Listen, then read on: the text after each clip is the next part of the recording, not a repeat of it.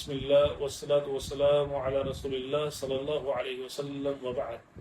آج ہمارا موضوع ہے کہ دنیا گزارنے کا طریقہ کیا ہے۔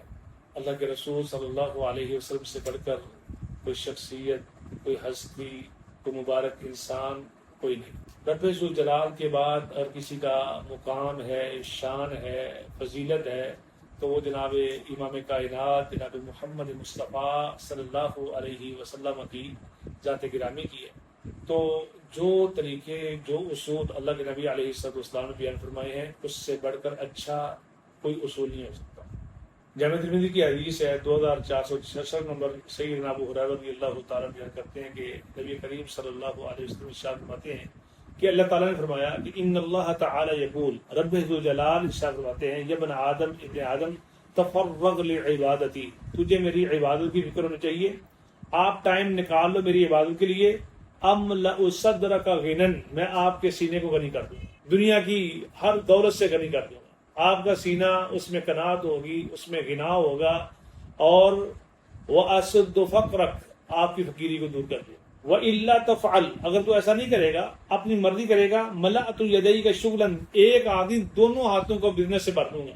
دن رات آپ کی فیکٹری میں، کارخانے میں کام چل رہا ہے، دن بھر رات شفٹیں چل رہی ہیں اور آپ کا مال سپلائی ہو رہا ہے، پھر انہیں ملک یورپ میں، امریکہ میں، کینیڈا میں، چائنا میں، جہاں جہاں دنیا کے ممالک ہیں وہاں آپ کی ایکسپورٹ جا رہی ہے، لیکن وَلَمْ أَسُدَّ فَقْرَكَ، اتنا بزنس ہونے کے باوجود، اتنا کاروبار وسیع ہونے کے باوجود، دن بھر رات ملازم کام کر رہے ہیں، سینکڑوں نہیں ہزاروں کی تعداد میں ملازم آپ کے پاس ہیں، دن بھر رات کام چل رہے ہیں، لوگوں کے ہاں چرچے ہیں، لیکن اندر سے تیرا دل وہ غنی نہیں ہوگا۔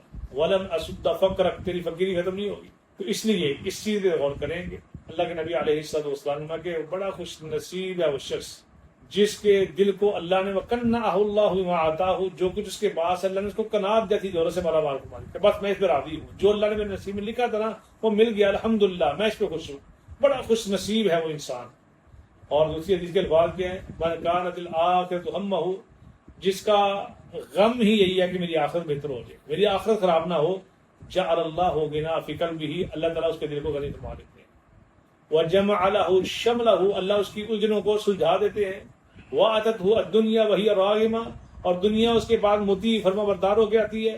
وَمَنْ كَانَتِ الدُّنْيَا هَمَّهُ، اور جس کا سارا غم ہی دنیا ہو، بس دنیا کی دوڑ ہے، دنیا کی دوڑ میں وہ رشتہ داری کی پرواہ نہیں کرتا، وہ ایمان کی پرواہ نہیں کرتا، وہ نماز کی پرواہ نہیں کرتا، وہ رب کی رضا کی پرواہ نہیں کرتا، وہ رسول کائنات صلی اللہ علیہ وسلم کے فرامین کی مخالفت کی پرواہ نہیں کرتا، تو ایسا شخص جعل اللہ فقرہ بین عینیہ، جتنا بھی مال آ جائے، وہ فیکٹریوں کا مالک، وہ کوٹھیوں کا مالک، وہ اس کے بعد بینک بیلنس، اس کے بعد گاڑیوں کی لائنیں لگی ہوئی ہیں، اس کے باوجود جعل اللہ فقرہ بین عینیہ، فقیری اس کی آنکھوں کے سامنے ہوگی، وفرق علیہ شملہ، اللہ اس کی الجھنوں کو بکھیر کے رکھ دے گا۔ جتنے بھی اس کے بعد افراد ہیں، یہ سب کچھ ہونے کے باوجود وہ اپنے معاملات کو سلجھا نہیں پائے گا۔